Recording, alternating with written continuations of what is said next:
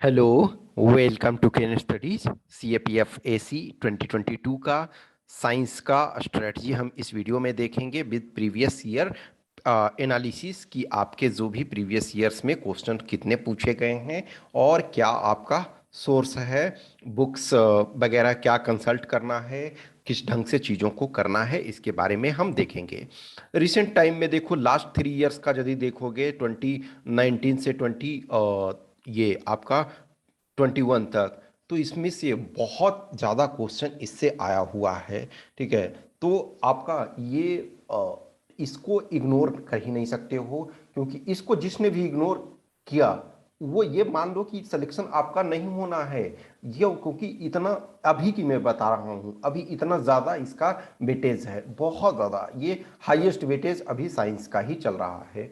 तो साइंस, अब कुछ लोग जो आर्ट्स वगैरह पढ़ रहे हैं, हिस्ट्री पढ़ रहे थे, ज्योग्राफी पढ़ रहे थे, प्लस ये 10th के बाद जिन्होंने साइंस को नहीं छुआ, तो उसमें से कंसेप्ट समझने में उनको दिक्कत होता है। देखो आज के डेट में फिर ये कर रही है यूपीएससी अभी जो कुछ 1-2 साल से, कि आपका न्यूमेरिकल भी दिया जा रहा है। जैसे अभी देखो, मैथ्स में मैंने ऑलरेडी बताया कि क्वांट में जो क्वांटिटेटिव एप्टीट्यूड था, जो आपके एप्टीट्यूड वाले पार्ट थे, उसमें 2019 तक आपके 20 क्वेश्चन फिक्स रह रहे थे। लेकिन अभी इधर 2020 में क्वांट में जो है वो आपके 15 क्वेश्चन पूछे गए और 21 में आपके 16 क्वेश्चन पूछे गए। लेकिन कुछ क्वेश्चन जो है वो न्यूमेरिकल को दे दिया गया, जो साइंस का न्यूमेरिकल है, उस साइंस के न्यूमेरिकल को आपको सोल्व करना है। एक तरह से मैथमेटिक्स उसमें भी आ गया। इनफैक्ट जब आप 9th क्लास में, रिमेंबर, ये जो उन लोगों का साइंस बैकग्राउंड है तो उन्हें तो ये मेमोरी में है, और मेमोरी में है इन द सेंस वो कंटिन्यूअस न्यूमेरिकल को आप सोल्व कर रहे हैं। क्योंकि 11th और 12th में जिन लोगों ने भी साइंस को किया होगा तो न्यूमेरिकल का ही खेला था। मीन्स बहुत सारी चीज़ें, फॉर एग्जांपल केमिस्ट्री लो तो बहुत सारे इक्वेशंस आपको देखना था, फिजिक्स लो तो बहुत सारे न्यूमेरिकल आपको करना है, थ्योरी के साथ साथ न्यूमेरिकल करना है, और मैथमेटिक्स तो मैथमेटिक्स है ही है।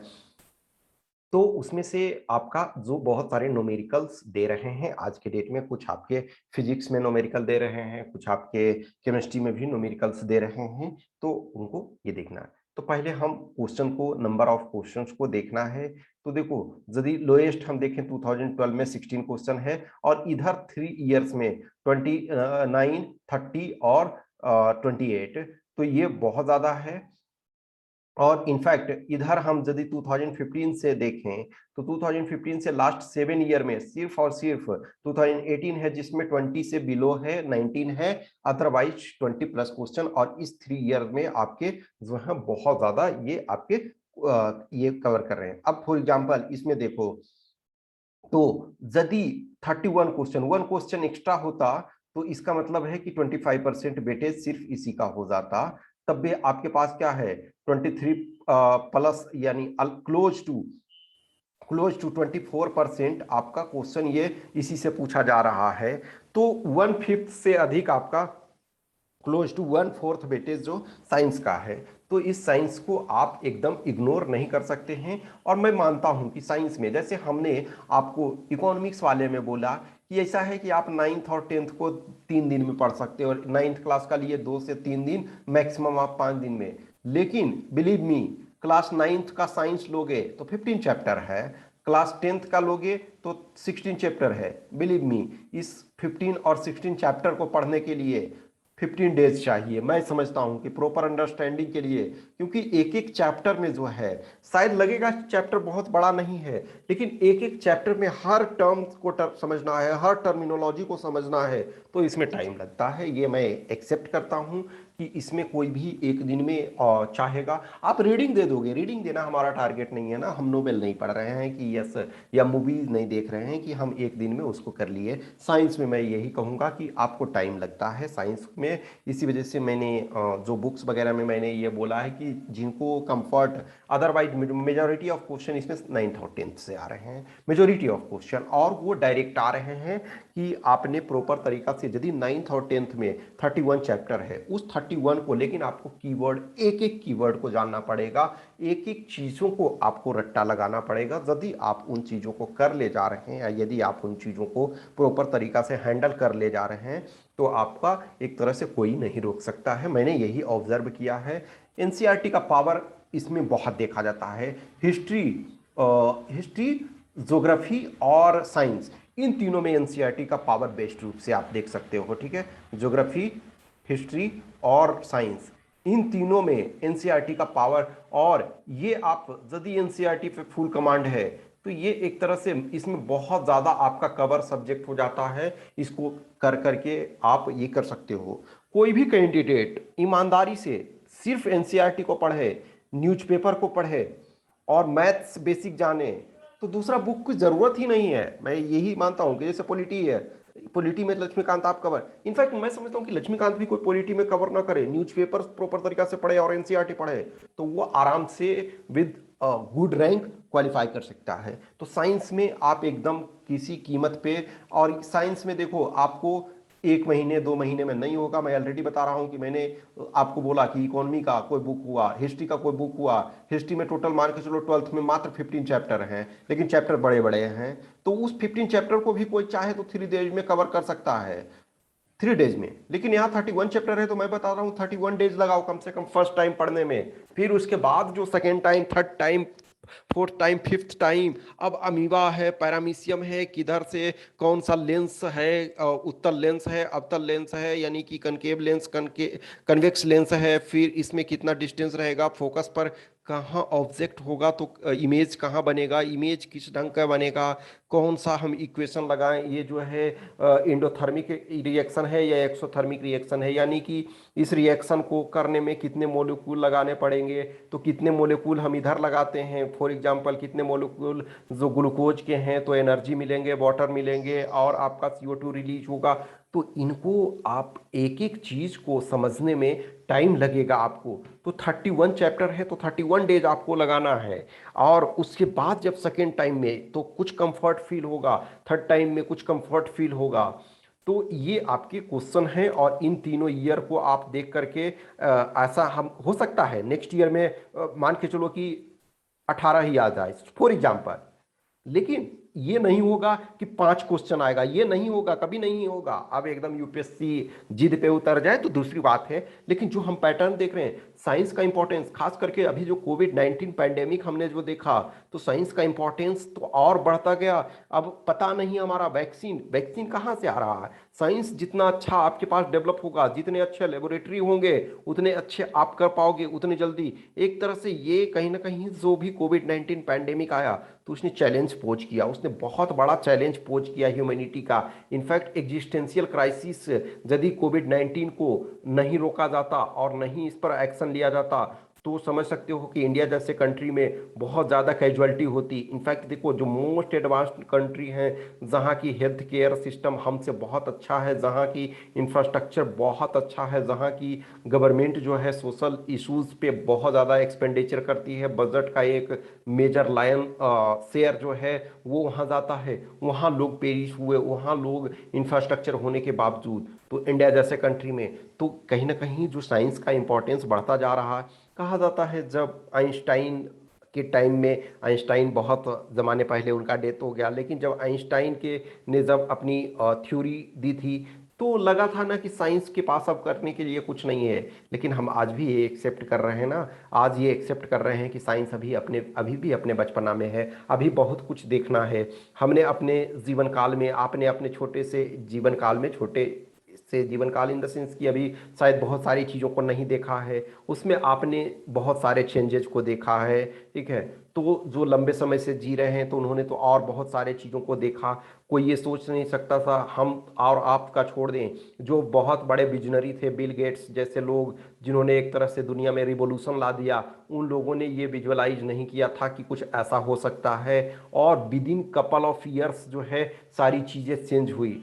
तो साइंस का इंपॉर्टेंस आपका रेगुलर बढ़ता जा रहा है, ये इसका कम होने वाला नहीं है। तो हो सकता है किसी ईयर में सपोज इस 3 ईयर में 28, 29 और 30 क्वेश्चन आए, तो हो सकता है कल के डेट में 20 भी आ सकता है, लेकिन हो सकता है 32 भी आ सकता है। तो आपको साइंस में एटलीस्ट जो है एक अच्छा शेयर हमेशा रहेगा, क्योंकि चीज़ें निरंतर इवोल्व हो रही है। तो इसमें देखो बुक्स को क्या करना है, जिनका बेसिक सही है तो ये 7th और 8th का इग्नोर कर सकते हो। ये मैंने इस वजह से रखा है कि जिनको शुरू से, अब जिनको 6 क्लास का हमने फॉर एग्जांपल नहीं लिखा तो कोई चाहो तो 6 क्लास से भी स्टार्ट कर सकते हो। तो लेकिन 6, 7, 8 में आप कम टाइम दो। यदि आप पढ़ रहे हो 6, 7, 8, जिनका साइंस बैकग्राउंड है उनको इसको पढ़ने की जरूरत नहीं है। आप वो सीधा 9th से स्टार्ट करो, 9th 10th। लेकिन जिनको यदि लगता है कि हमारा एकदम हम जीरो लेवल से शुरू कर रहे हैं, तो 6 क्लास का क्या है, 6 क्लास का जो ये है एक 11th और 12th ईयर का, जो 11 ईयर और 12 ईयर का बच्चा जो है वो पढ़ रहा है। तो आप तो एटलीस्ट 20+ ईयर के हैं जो एग्ज़ाम देंगे, या फिर 20 ईयर्स के हो जाएंगे 2022 में। तो आप कर सकते हो, आप उनसे बड़े हो, आप आइदर ग्रेजुएशन कर चुके हो या फिर ग्रेजुएशन के फाइनल ईयर में हो, तभी आप जो है 22 में अपियर होगे। तो जो एक 6 क्लास का स्टूडेंट कर सकता है, यानी कि एक 11 ईयर या 12 ईयर का बच्चा कर सकता है, तो उसको तो आप कर सकते हो। 6 वाले से स्टार्ट करो, 7th वाले से स्टार्ट करो और 8th वाले से स्टार्ट करो। लेकिन 9th और 10th का आप किसी भी अवस्था में हो, भले आपका साइंस +2 में आप साइंस पढ़े हुए हो, बीएससी आप साइंस से किए हुए हो, इन स्पाइट ऑफ डैट मैं ये बोलूँगा कि 9th 10th को ये जो है ना कि गर्दा उड़ा देना एक तरह से, उस ढंग से ये आपका करना है। 10 बार, 15 बार, 20 बार, 25 बार, जितना बार कर सकते हो। फर्स्ट टाइम में मैं यही बोलूँगा कि आप टाइम लगाओ। फर्स्ट बार में 1 चैप्टर, 31 चैप्टर है तो 31 डेज लगाओ, हर डे एक एक चैप्टर पढ़ो। और उसके बाद सेकंड में है कि उसको उसका डे हाफ कर दो, कि 16 डेज में करीब आप पूरे कर लो। फिर आप देखोगे, करोगे कि एक एक दिन में 5 5 चैप्टर करो, जब तीसरा बार, चौथा बार, पांचवा बार ये करना है। तो 9th और 10th इनको प्रॉपर तरीका से जितनी बार करना है करना ही है, क्योंकि इसी से क्वेश्चन, मेजॉरिटी क्वेश्चन इससे पूछे जाते हैं। फिर जो एनसीईआरटी का बायोलॉजी है, चूंकि अभी हेल्थ केयर और ये सारी चीज़ें जो इवॉल्व हो रही है, इसमें हेल्थ केयर का मिल जाएगा, बायोटेक्नोलॉजी का मिल जाएगा, और उसके बाद आपको इकोलॉजी का मिल जाएगा। तो इकोलॉजी एंड इन्वायरमेंट, देखो बहुत सारी चीज़ें आप देखा जाए तो कुछ कंपोनेंट उसके जो है ज्योग्राफी में कंसीडर होते हैं, लेकिन कुछ चीज़ों को आपको इस पॉइंट ऑफ व्यू से तो बायोलॉजी में है। तो यानी कि जो क्लास 12th है बायोलॉजी, उसका आप यूनिट 8, यूनिट 9 एंड यूनिट 10, तो 3 यूनिट करना है, जिसमें कि चैप्टर नंबर 8 से लेकर के 16 तक है। और देखो जो यूनिट, ऐसा नहीं है क्लास 12th में पूरा यूनिट नहीं, देखो ये 5th यूनिट तक आपका 11th वाले बायोलॉजी में है, तो 11th वाला आपको नहीं करना है। तो यदि 12th वाला देखा जाए तो यूनिट नंबर 6 से स्टार्ट होता है। तो यूनिट नंबर 6 आपको नहीं करना है, 7 नहीं आपको करना है, 8, 9, 10 3 यूनिट करना है। उसमें आपको टोटल 9 चैप्टर होंगे, तो उन 9 चैप्टर्स को करने हैं। तो या तो आप कंफर्टेबल हो तो 9th 10th का प्रॉपर तरीका से करो, और इसमें आपके जो 12th क्लास में है वो 9 चैप्टर करना है। अब देखो इसके साथ जो लूसेंट में जीके वाला जो एक है, जिसमें सारे पोर्शन हैं, तो उसमें आप साइंस का पोर्शन करो। अब देखो इसके बावजूद भी यदि लगता है कि कोई भी इसको नहीं करना चाहता है, इनको आप चाहते ही नहीं हो कि ठीक है हमको ये एनसीईआरटी से छोड़ो, उसके अलावा यदि कोई विकल्प है, तो यदि ये आप पूरा नहीं करना चाहते हो, इस पूरे को इग्नोर करना चाहते हो ऊपर वाले को, तो आप लूसेंट का जो एक जनरल साइंस होता है स्पेसिफिक साइंस से रिलेटेड, तो इसको करो। मैं लेकिन इसको करने से इस वजह से रोक रहा हूं, इसको मैं प्रेफरेंस देता हूं इस वजह से, ये कोई नहीं करे इसको भी करे, लूसेंट जनरल साइंस पूरा एक साइंस का आता है, उसको भी करेगा तो सही हो जाएगा। लेकिन एनसीईआरटी की ब्यूटी क्या है, स्टोरी के फॉर्म में चीजें रहती है, और फैक्ट्स एंड फिगर्स, फिगर्स बहुत ज्यादा रहेगा, पोंडर ओवर रहेगा, कुछ क्वेश्चंस टाइप के चीजें रहेगी, ये करना है आप लैब में, ये करना है। तो वो जो फिगर से बहुत सारे क्वेश्चन आपको आ जाते हैं।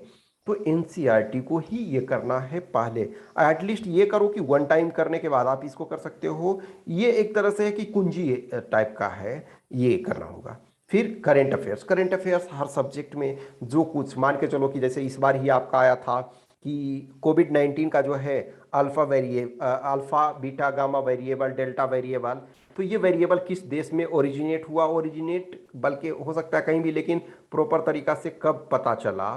तो जो भी है आप इनको ये करना है, ये चीज़ों को देखो, इनको प्रॉपर तरीका से, जो नए इवोल्व हो रहे हैं वैक्सीन, फॉर एग्जांपल मान के चलो कि कौन सा वैक्सीन किस देश ने ये किया, या फिर उसकी इफिकेसी क्या है, या ये सारी चीज़ें, या फिर कोई और जो है नैनो टेक्नोलॉजी है, एनसीईआरटी में आपको जो है अपडेटेड चीज एकदम लेटेस्ट वाले नहीं मिलेंगे, ये बात को ध्यान रखो, क्योंकि जो अपडेशन होता है उसमें टाइम लगता है। लेकिन कुछ चीजें जो है एग्जाम के आपके 6 महीने पहले हुआ, 4 महीने पहले हुआ, 3 महीने पहले हुआ, 2 महीने पहले हुआ, वो आपको करंट न्यूज़पेपर मैगजीन जो भी आप पढ़ रहे हो उससे आपको मिलेगा। और प्रीवियस ईयर क्वेश्चन को एकदम प्रॉपर तरीका से करो, तब आपको पता चलेगा कि यस ये जो है एनसीईआरटी से डायरेक्ट आपको लगे हुए हैं। एनसीईआरटी से जब आप प्रॉपर पढ़ोगे, क्वेश्चन प्रीवियस ईयर का पेपर देखोगे, तभी तो आपको फील होगा ना कि यस ये हमने जो पढ़ा है वो उससे बन रहा है। फॉर एग्जाम्पल आप ये करो, 9th और 10th का प्रॉपर तरीका से करो, उसके बाद देखो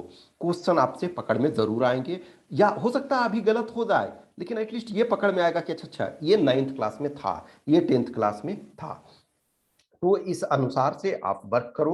जो भी है ये लाइन शेयर है आपका, और कुछ भी क्वेश्चंस क्यूरी डाउट्स है तो वो आप हमें इस व्हाट्सएप नंबर या इस टेलीग्राम नंबर पे संपर्क करो। और इसका भी जो है वो क्वेश्चन जो आपका 2021 का है वो हम डिटेल आपको प्रोवाइड कराएंगे। और बाकी सॉल्यूशन जो है वो ऑलरेडी 2020 से लेकर के और 2011 तक का वो ऑलरेडी आपको प्रोवाइड किया जा चुका है वीडियोस में, उसको देखो। लेकिन एनसीईआरटी को आप प्रॉपर तरीका से पढ़ करके पढ़ोगे, प्रॉपर तरीका से उसके बाद सोल्व करने की कोशिश करोगे तो ज्यादा आप कंफर्टेबल फील करोगे, एक कॉन्फिडेंस भी आपके अंदर आएगा। Okay, thank you.